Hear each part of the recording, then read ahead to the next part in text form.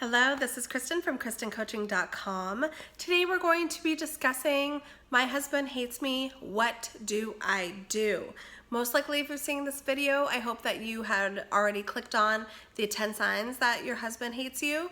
That way you know that things in your relationship really are not going well, for various reasons, and you know that the love most likely is either lost or just definitely have been subdued over the years, and maybe there is some hatred and animosity going on in your relationship. So make sure that if you haven't checked out that other video about the 10 signs your husband hates you, do that.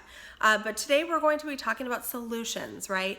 Because if you really do feel that your husband hates you, there are things that you can do in your relationship to improve your situation. I am an optimist, and I really do believe that if both people decide that they want to make this work, that they absolutely can. It takes patience and it takes effort, but it is 100% possible. So we're going to be talking about some solutions that you can do if you're feeling that there is some hatred on your husband's part, and maybe there's even some hatred on your part as well, and maybe there's some animosity there too. It usually isn't just a one-way street, but sometimes it is. But if it's not, these are things that are going to help improve both sides of the situation. Okay, so the first thing that you can do if you feel that your husband hates you is number one is you want to be honest. You need to have an honest dialogue with your husband. You have to tell your husband what's going on,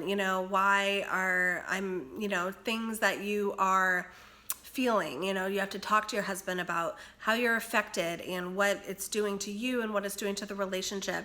You cannot be holding in your feelings, your emotions. You cannot be lying about things. Like, you have to be completely forthcoming about what is going on in terms of how you are responding and how you are feeling and what is going on for you in the relationship. That's huge. And that has to go both ways. You're not going to be able to solve any type of a situation unless both of you guys are having a super honest dialogue, okay? No filters, no, making light of the situation. Like, it needs to be real, it needs to be down to earth, it needs to be transparent. So the first thing you have to do is you've got to be honest with each other. What is going on? How did we get here? What's going on, and how do we improve it? Do we want to improve it? That's really important. Okay, number two, what you could do if your husband hates you, kind of goes with the being honest situation, is you need to start talking to each other. You need to be able to address these issues, and most likely a lot of times when the love is lost, hatred's happening, you're not wanting to talk to each other. You're not having much open communication, and if you are communicating, it's usually pretty negative, and you guys are arguing or yelling or fighting or bickering or saying mean comments to each other, whatever it is. You guys have to sit down and really start talking about your relationship and talking about where it's at and how it got here, using that honest dialogue in the first place, okay? So you have to start talking to each other about your relationship. Address the elephant in the room. That's really crucial, or else nothing's going to improve or change. Tip number three of what you can do, before you even address these things with your significant other, you have to get your mind right. You have to make sure that you are in a calm space. You have to make sure that you are taking care of yourself, just like physically and emotionally, and just make sure that you are in the right state of mind to have this conversation. Because if you are going to be talking to your husband about obviously a really hard topic, stressful topic, not full of positive emotions kind of topic, you got to make sure that you're calm. Because if you're yelling, if you're so angry and then you decide to have this conversation, you're just going to yell and be angry, and that's going to be the focus of the conversation.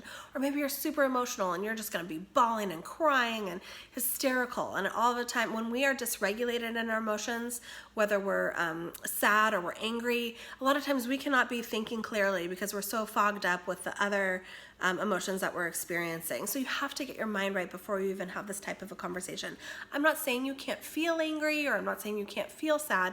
You just cannot allow that sadness to be in that forefront and take over what you say and how you say it, okay? You have to be able to regulate yourself and feel it, but make sure that that's kind of put aside so you can have that rational piece and that rational side come out, so you can be honest, so you can have that open communication. That's really important. So make sure that your mind is right. okay?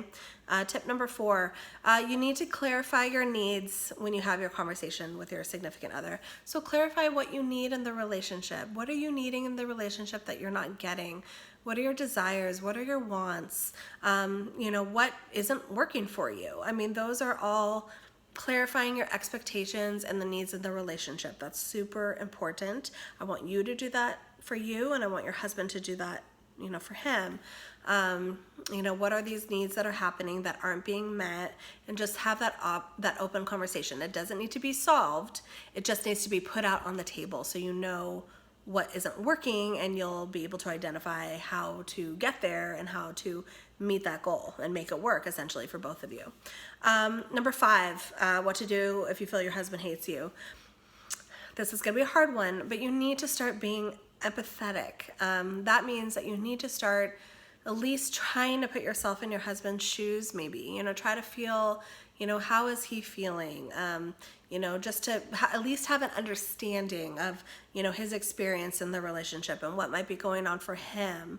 And just having that empathy, and even if it's just a little bit of understanding to kind of see where he's coming from and kind of see his point of view, you're able to, not maybe be as angry. You're able to just have more of an acceptance piece, an understanding piece. It really actually creates a calming kind of energy when we can understand where other people are coming from and what they mean by certain things that they do or say.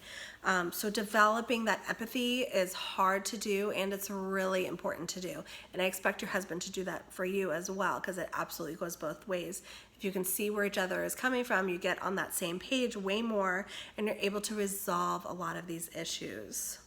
Last but not least, tip number 6, you need to be making a decision of what you want to do in your relationship.